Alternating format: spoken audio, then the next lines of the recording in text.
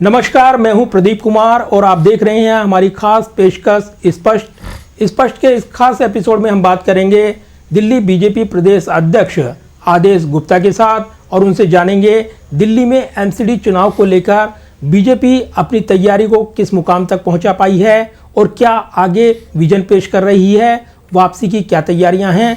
आदेश गुप्ता जी, स्वागत है आपका। बहुत बहुत धन्यवाद आपका। दिल्ली में एमसीडी चुनाव का बिगुल बजा हुआ है और बीजेपी एक बार फिर सत्ता में वापसी के लिए कमर कसे हुए है। लगातार वो जोर आजमाइश कर रही हैं। आम आदमी पार्टी यहां पर केंद्र की नीतियों को लेकर और उसके मुद्दों को लेकर आक्रामक है, बीजेपी पर सवाल उठा रही है। तो वहीं दिल्ली सरकार में होने का फायदा भी आम आदमी पार्टी को मिलेगा, ये उम्मीदें जताई जा रही हैं उनके नेताओं की ओर से। ऐसे में यह चुनावी दंगल काफी दिलचस्प होगा। तो वहीं कांग्रेस इस मुकाबले में कहां पर है, इन्हीं तमाम सवालों से रूबरू होंगे हम बीजेपी प्रदेश अध्यक्ष आदेश गुप्ता के साथ।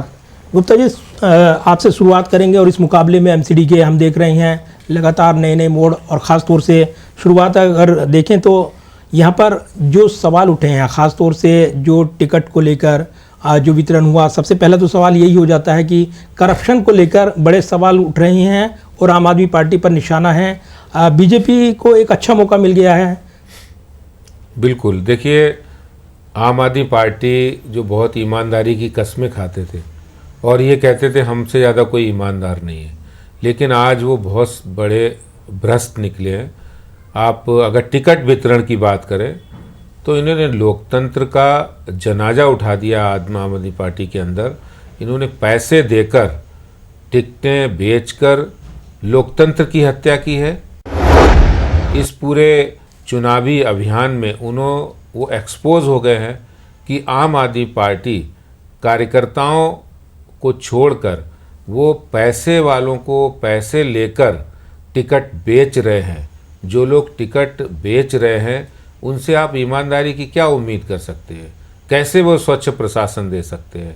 कैसे वो पारदर्शिता की बात कर सकते हैं? ये जितने भी आम आदमी पार्टी की बातें थी वो सिर्फ बातें ही रह गई हैं।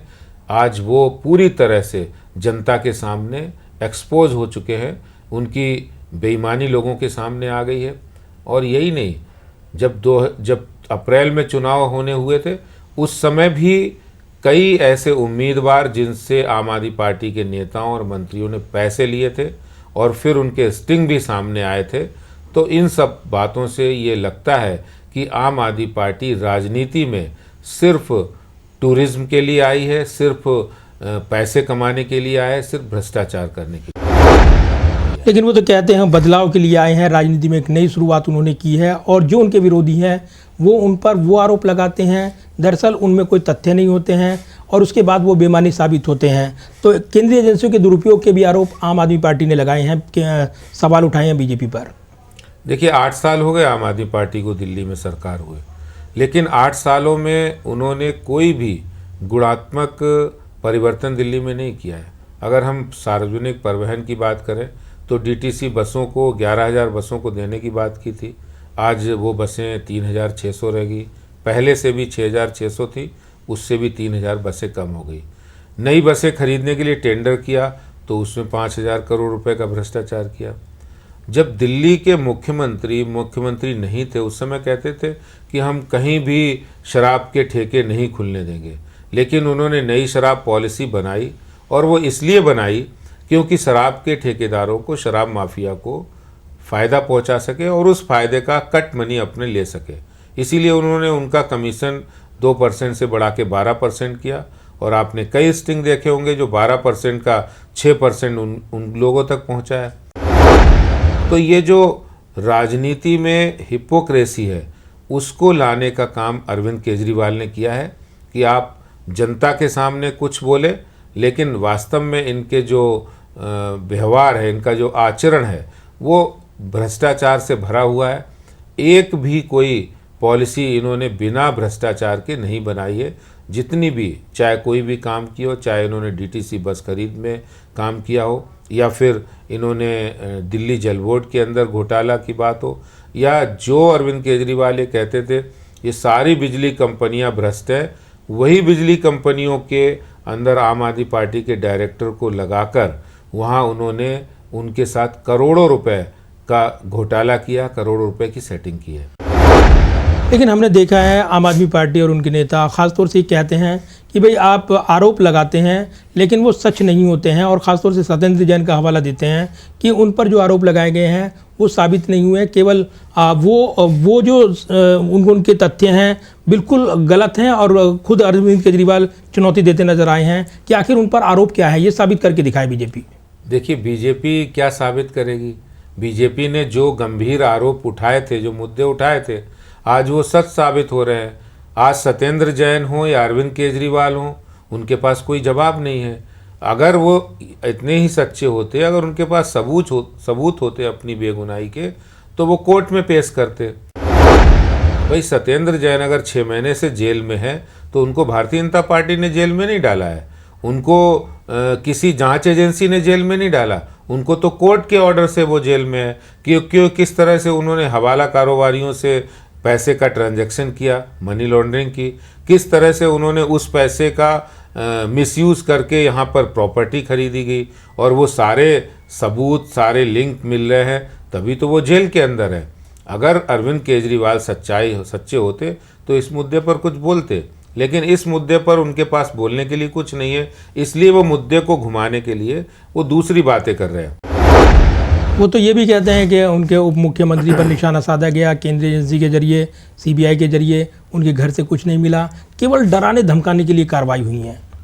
देखिए, शराब की नई पॉलिसी बनाई, अब उन्होंने जो कमीशन पहले L1 लाइसेंस होल्डर का 2% था, उसको 12% कर दिया। भाई इस पर सवाल या निशान इसलिए कि आपने 12% क्यों किया? आपने शराब में ब्लैक लिस्टेड कंपनियां थी, उनको ठेके दे दिए, क्यों दिए? आपने शराब माफिया को फ़ायदा पहुंचाने के लिए उनको कैबिनेट अप्रूवल के बिना उनके करोड़ों रुपए माफ़ कर दिए। तो ये बहुत सारे ऐसे सवाल हैं जो साफ ये दर्शा रहा कि आपकी सरकार और जिसके मुखिया अरविंद केजरीवाल जी हैं, उनके इशारे पर मनीष सिसोदिया जी ने इस शराब पॉलिसी को बनाया, इम्प्लीमेंट किया, नियमों कानूनों को तोड़ा गया।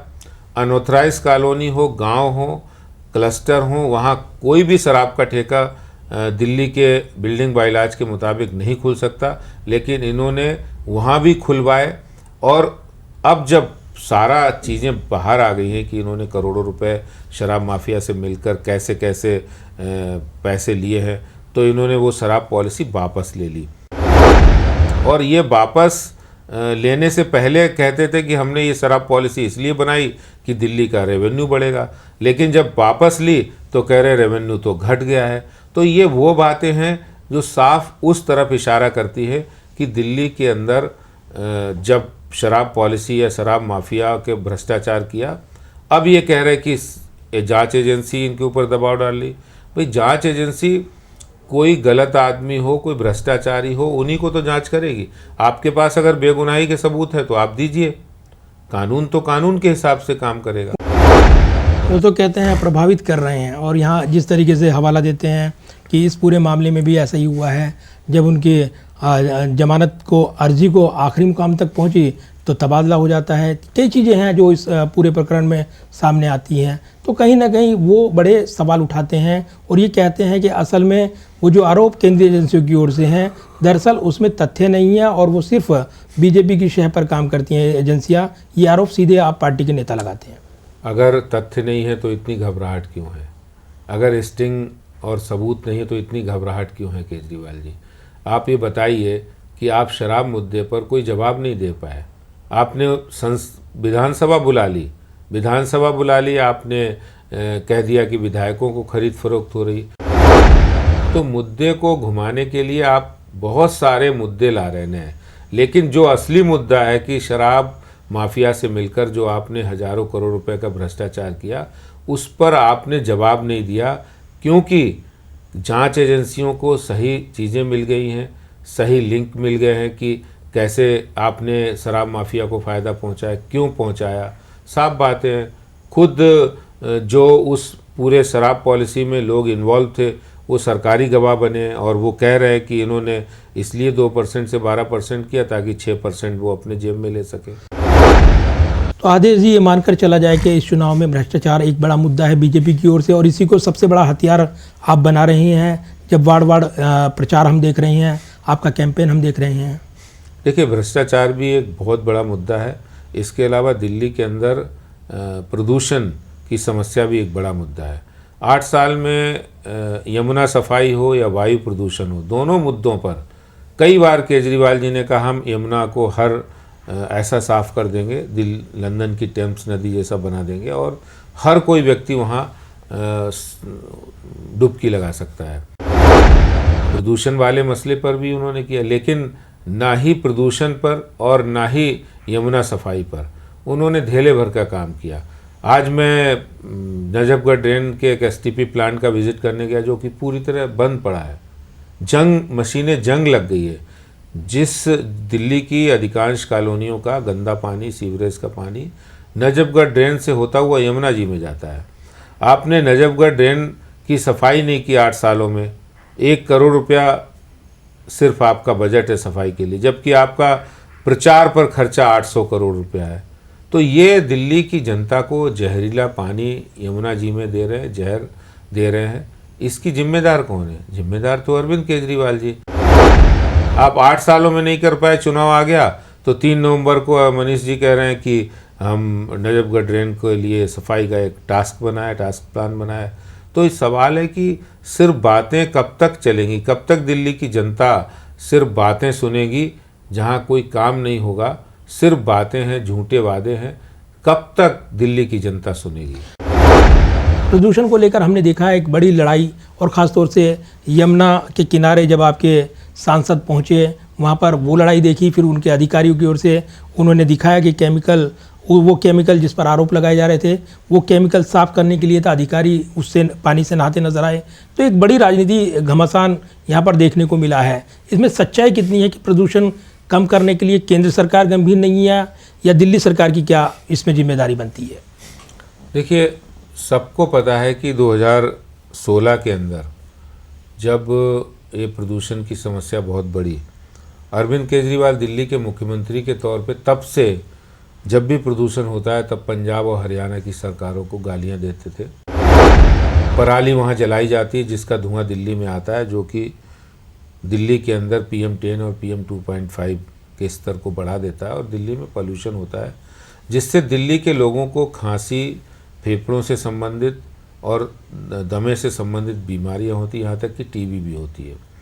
एक व्यक्ति 40 सिगरेट का धुआं, जो सिगरेट नहीं पीता है, स्मोक नहीं करता, वो भी लेता है एक आम व्यक्ति। चलिए, पराली की समस्या का समाधान के लिए केंद्र सरकार ने एक डिकम्पोज़र बनाया, जिस डिकम्पोज़र को डालने से पराली बिना किसी बड़ी लागत के उसको डिकम्पोज खेत में कर दिया जाता है।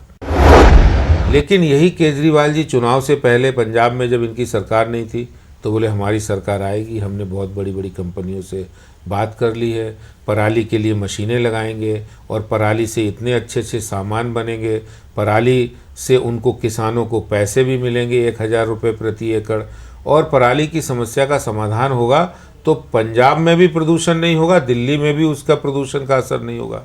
लेकिन आज उनकी सरकार है पंजाब के अंदर, तो वो पराली की जलाने की घटनाओं को नहीं रोक पाए, वहाँ डिकम्पोज़र डिस्ट्रीब्यूशन का काम नहीं कर पाए, किसानों को अवेयर नहीं कर पाए, जबकि किसानों को वहाँ सहायता के लिए भारत सरकार ने उनकी मदद की है।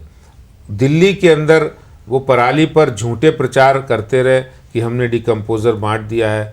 आपने कोई 1 लाख रुपए 65,000 रुपये का डिकम्पोज़र दिया और उसके विज्ञापन आप 24 करोड़ रुपए के कर रहे हैं। तो सवाल है कि नीयत नहीं है, हर काम शॉर्ट टर्म समाधान ढूंढना, लॉन्ग टर्म समाधान नहीं करना, ये दिल्ली सरकार की आदत बन चुकी है। लेकिन आम आदमी पार्टी के नेता कहते हैं कि केंद्र सरकार की ओर से कोई बड़ी पहल नहीं हुई, इसको लेकर कोई बड़ी बैठक नहीं बुलाई गई। अब वो अकेले जूझते नजर आए हैं, प्रदूषण को दूर करने के लिए अकेले लड़ाई लड़ते नजर आए हैं। केंद्र सरकार की ओर से एक बड़ी पहल नहीं हुई, केंद्र में सरकार बीजेपी की है। देखिए, एयर क्वालिटी कमीशन से जब हम लोग अभी मिलने गए थे तो एयर क्वालिटी कमीशन दिल्ली केंद्र सरकार का है और उन्होंने गाइडलाइंस बनाई है दिल्ली सरकार के लिए, सभी स्टेट की सरकार के लिए कि आपको क्या क्या स्टेप लेने हैं। 2016 में दिल्ली सरकार ने बजट पेश किया था, मनीष सिसोदिया जी ने। उसमें कहा था, हमने इसको ग्रीन बजट का नाम दिया था, और ये कहा कि हम दिल्ली के बहुत सारे इलाकों में स्मोक टावर्स लगाएंगे, स्प्रिंकलर्स लगाएंगे, वाटर स्प्रिंकलर्स, पॉल्यूशन लेवल को कम करने के लिए। दिल्ली में हम लास्ट माइल कनेक्टिविटी करेंगे ताकि मेट्रो से और जहाँ आना जाना हो तो इससे लोग प्रदूषण कम हो। दिल्ली के रोड के आसपास हम ग्रीनरी करेंगे ताकि धूल ना उड़े, डस्ट ना उड़े, क्योंकि जो पॉल्यूशन बढ़ता है उसमें डस्ट का एक बड़ा योगदान है, और एक योगदान है फैक्ट्री प्रदूषण का। लेकिन दिल्ली सरकार जो स्टेप बाय स्टेप जो कदम उठाने चाहिए उसमें उन्होंने काम नहीं किया।